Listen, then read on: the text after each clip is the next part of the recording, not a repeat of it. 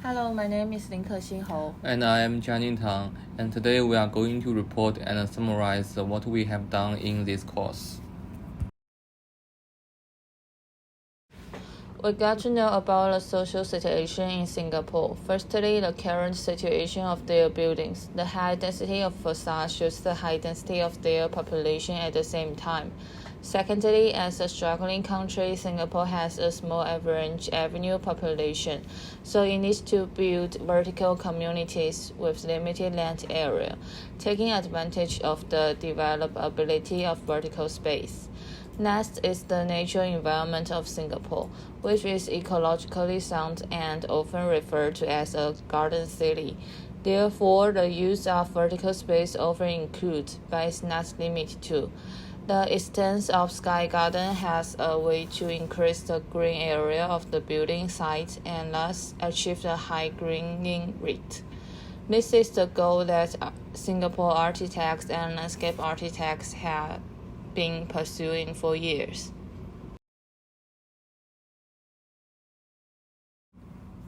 Next is our study of the equatorial climate. It produces an ecosystem that is multifunctional, rich in biodiversity, and one of the most important ecological environments for humans on Earth.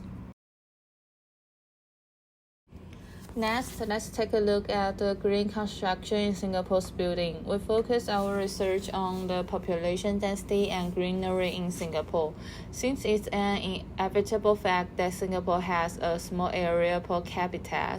In this social environment, the emergence of high-rise is essential and only likely to grow.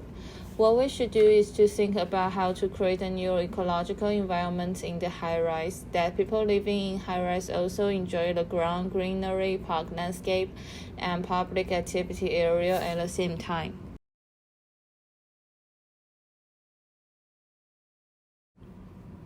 Then comes the local situation. We have an analysis mainly for the GMT surroundings, such as the surrounding roads, commercial areas, residential areas, and high-rise building.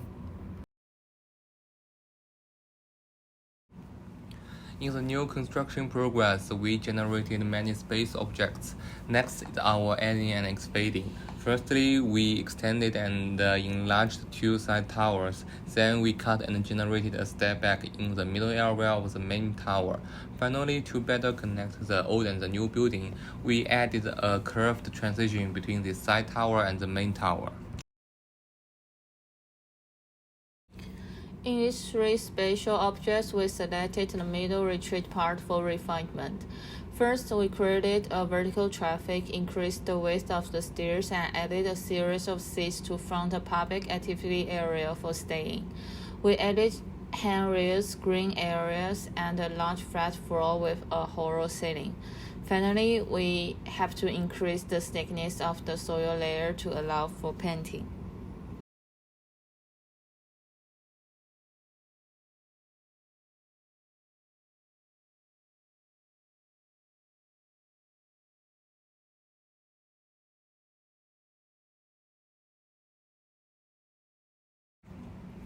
For the facade, we use the gradient green to bring the green at the bottom of the GMT into the building. It creates a transition between the artificial green and the natural green and creates a connection with the central space object. The facade will be utilized on the side tower.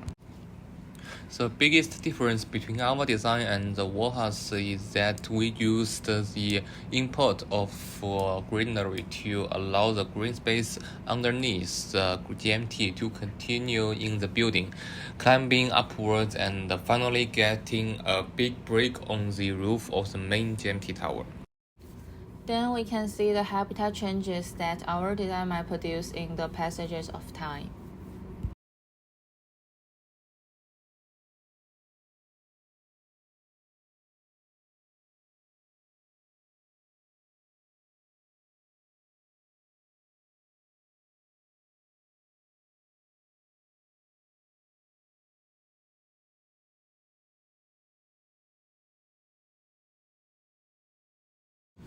Then comes our videos on cohabitation of architecture and horticulture.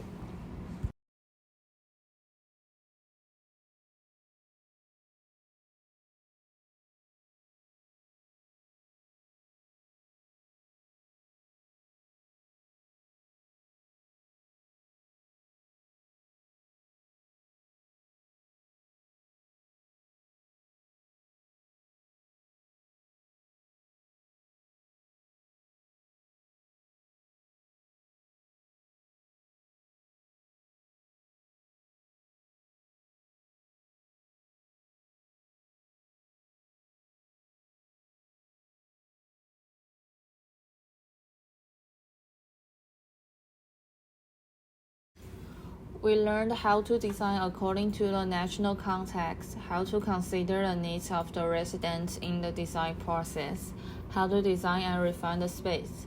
And for our group, we learned how to design a sky garden based on the requirements. Thank you.